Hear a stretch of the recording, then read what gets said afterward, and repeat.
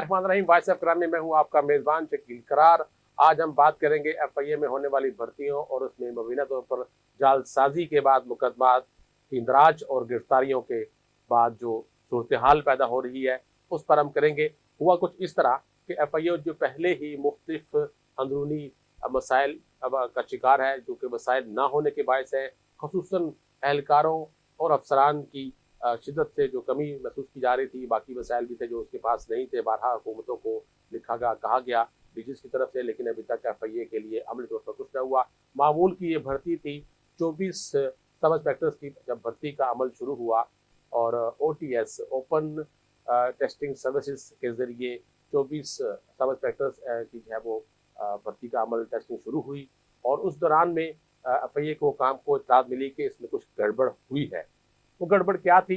बड़े टेक्निकल तरीके से इसको डील किया गया और एक मिसाल के तौर पर एक शख्स जो सब इंस्पेक्टर के लिए हमाद अली नाम उसका नाम बताया जा रहा है, एफआईआर में दर्ज है।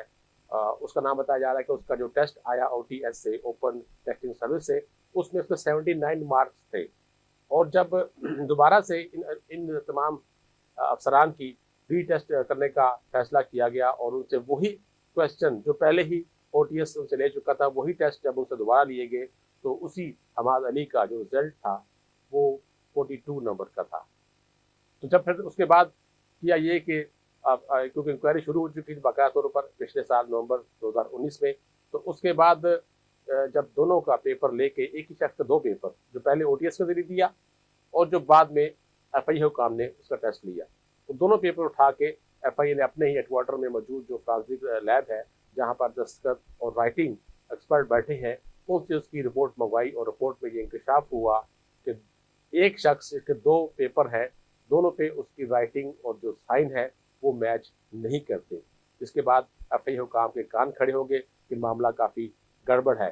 तहकीकात आगे बढ़ी और चीज़ें खुलती गई, लिंक्स मिलते गए, राब्ते होते गए और फिर इंकशाफ हुआ कि एफआईए अकेडमी में तैनात दो खवातीन अफसरान और दो मर्द अफसरान इसमें मुलव्वस है। फौरी तौर पर एफआईआर जो है वो दर्ज हुई और इन चारों को गिरफ्तार कर लिया।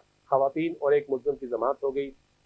एक मुलजम अभी भी एफआईए के एंटी करप्शन सेल के पास जो है वो तफ्तीश का सामना कर रहा है। इसमें मजीद इंकशाफात कुछ इस तरह हुए कि जब ये तमाम 24 के 24 का जो ट्रेनिंग का अमल था वो मुकम्मल हुआ और उसके बाद इनकी सैलरी शुरू होनी थी, लेकिन इस चीज़ को एफआईआर दर्ज होने के बाद रोक दिया गया और ये एफआईआर जो है वो फैसलाबाद, लाहौर, इस्लामाबाद और पेशावर में हुई हैं। जहाँ पर भी वहाँ पर भी ये गिरफ्तारियाँ अमल में आई लगी हैं, लेकिन इस्लामाबाद में 4 अपराध को, जिसमें 2 खवातीन हैं, उनको गिरफ्तार किया गया। तफ्तीश आगे बढ़ रही है, मजीद इंकशाफात हो रहे हैं। इसमें इस्लामाबाद एफआईए इस्लामाबाद जोन के कुछ मजीद लोग और एफआईए हेडक्वार्टर में तैनात और इसी तरह ओटीएस और अकेडमी के लोगों की जान पड़ताल की जा रही है। कुछ लोग मुलव्वस भी हैं मजीद और इम्कान ज़ाहिर किया जा रहा है कि इसमें मजीद गिरफ्तारियाँ होंगी और इंकशाफात होंगे कि इसमें कौन कौन लोग मुलव्वस थे। लेकिन एफआईए की तारीख का ये बहुत बड़ा स्कैम है कि एफआईए में ही, एफआईए जो पहले ही अब तमाम सरकारी इदारों में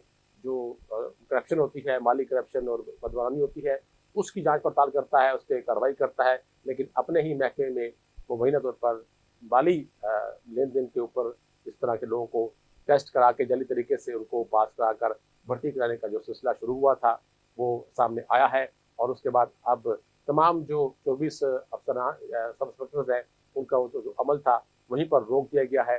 यानी कि अब जब तक केस मुकम्मल नहीं होता, उनकी री अपॉइंटमेंट या रीटेस्टिंग का सिलसिला जो है वो होना है, उसका फैसला अभी होना बाकी है।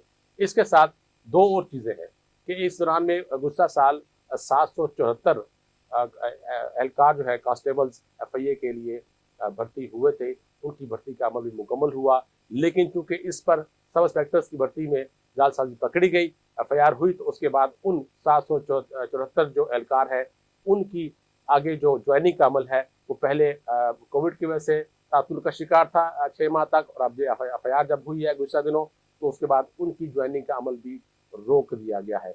यानी कि 800 के करीब अफसरान और एहलकार जो एफआईए में इन दिनों में ज्वाइन करने थे और उसकी फोर्स में इजाफा होना था, वो अमल तातुल का शिकार हो गया।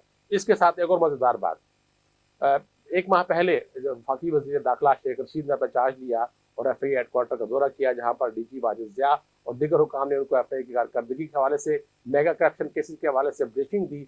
उसके बाद जब उन्होंने मीडिया टॉक की तो उसमें ऐलान किया था कि FIA में फौरी तौर पर 1000 एहलकार और अफसरान की भर्ती शुरू की जाएगी, जिसमें ख़ास तौर पर साइबर क्राइम जो एक प्रोजेक्ट है FIA का, उसमें भर्तियाँ होंगी। जिसके बाद आम लोगों में खुशी की लहर दौड़ गई थी कि FIA में भर्तियाँ होंगी तो वो भी अप्लाई करेंगे। लेकिन अब मामला था, क्योंकि आला जो अदालती हुक्म है उसके मुताबिक अब जो तमाम जो टेस्टिंग सर्विस है, OTS है, NTS है या PTS है, उनके ज़रिए सरकारी इदारों में भर्ती का अमल रोक दिया गया है। इदारों को कहा गया कि वो खुद से भर्ती करें, खुद से इस अमल को शफाफ और मेरिट पर मुकम्मल करने की कोशिश करें। तो FIA के लिए बड़ा एक इम्तिहान था। तो और अब जो ज़ाब्ते के मुताबिक जो अखराजात आते हैं एहलकारों की भर्ती के लिए, तो तय हुआ कि ₹250 फी एप्लीकेंट, तो हर उम्मीदवार से ₹250 जो भर्ती का जो खराजात है, जिसे कहा जाता है भर्ती की कास्ट, उसको वसूल किया जाएगा, लेकिन उसकी अप्रूवल जरूरी थी। तो FIA ने गुज़िश्ता माह समरी बना के इंटीरियर मिनिस्ट्री को भिजवाई। इंटीरियर मिनिस्ट्री ने भिजवा दी फाइनेंस को कि ये हम हर उम्मीदवार से ₹250 वसूल करेंगे, तो उसके हमें अप्रूवल दी जाए। तो जिस पर राय के मुताबिक वज़ारत ख़ज़ाना ने खामोशी इख्तियार की और उनका यही कहना था कि क्योंकि ये मामला ऑलरेडी किसी इसमें रिकॉर्ड पर नहीं है, तो हम इसकी ना अप्रूवल दे सकते हैं, ना इसको हम रिजेक्ट कर सकते हैं। मामला फिर गया प्राइम मिनिस्टर के पास। उस राय के मुताबिक प्राइम मिनिस्टर ने भी उसमें वही अखीरी लगा दी कि अगर ये ₹250 वसूल किए जा रहे हैं तो फिर ये शफाफ किस तरह होगा, और उसको ₹250 की वसूली के बाद जो अखराजात होंगे वो अमल शफाफ किस तरह होगा।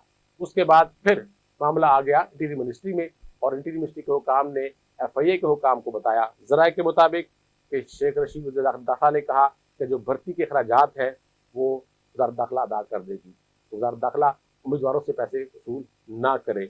अब ये मामला यहाँ पर रुका हुआ है कि इतनी भारी अमाउंट जो है वो वज़ारत दाखिला कहाँ से, किस मद में, कैसे जारी करेगी, उसकी भी मामला जो है उस पर बातचीत चल रही है।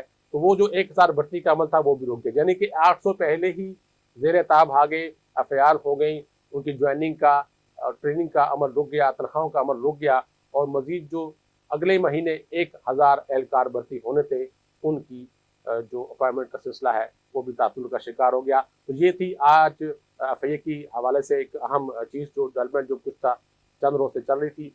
तो अगले प्रोग्राम तक के लिए इजाज़त दीजिए। अल्लाह हाफिज़।